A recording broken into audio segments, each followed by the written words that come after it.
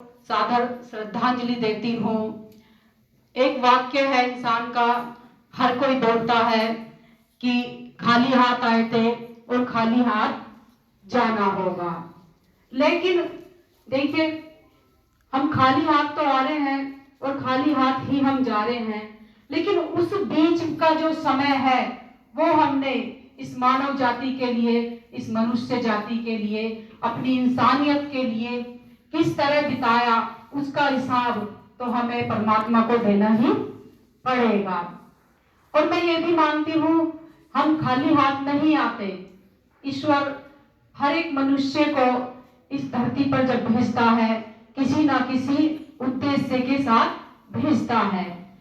वो उसका विवेक है, वो उसकी चेतना है कि कब जागृत होगी और उस जागृत चेतना के साथ वो कब अपने कार्य को समझकर मानव जाति के उत्थान के लिए अग्रसर होगा। ये उसकी चेतना है। मैं मानती हूँ, जब मनुष्य का जन्म होता है, जन्म से मरण तक कई बार हमारी चेतना जागृत होती है, हम कितना उसे पहचान पाते हैं। और मैं मानती हूँ डॉक्टर मुक्ति भटनागर जी ने अपने जीवन काल में अपनी उस चेतना को जाना, अपने उन कार्यों को जाना और उन्हीं कार्यों को उन्होंने साक्षात करने के लिए अपने जीवन में संघर्ष भी करा।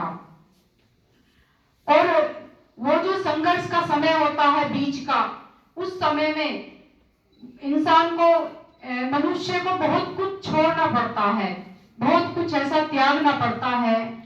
और जो वो त्याग होता है, जो जिसको हम छोड़ते हैं इस मानव जाति के लिए, वही हमारा कर्म बन जाता है, वही हमारी करुणा, हमारे भाव बन जाते हैं और उन्हीं कार्यों को जीवन तक याद करा जाता है।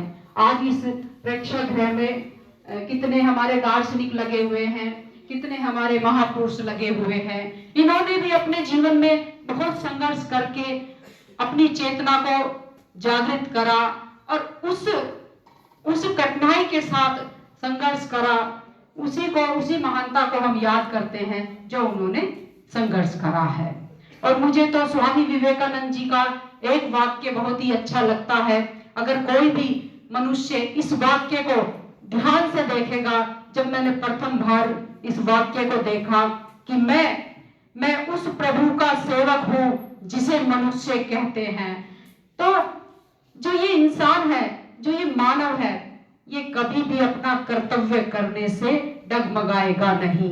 वो बिल्कुल निस्वार्थ होकर इस संसार में तत्पर होकर अपना कर्तव्य करेगा। तो मैं एक बार फिर भावपूर्ण श्रद्धांजलि देती हूँ और मैं तो ईश्वर से, परमात्मा से यही प्रार्थना करती हूँ कि ऐसे मनुष्य इस धरती पर अधिक आए जो मानव जाति के लिए अपना जीवन समर्पित करें और सभी की सेवा के लिए तत्पर रहे। धन्यवाद।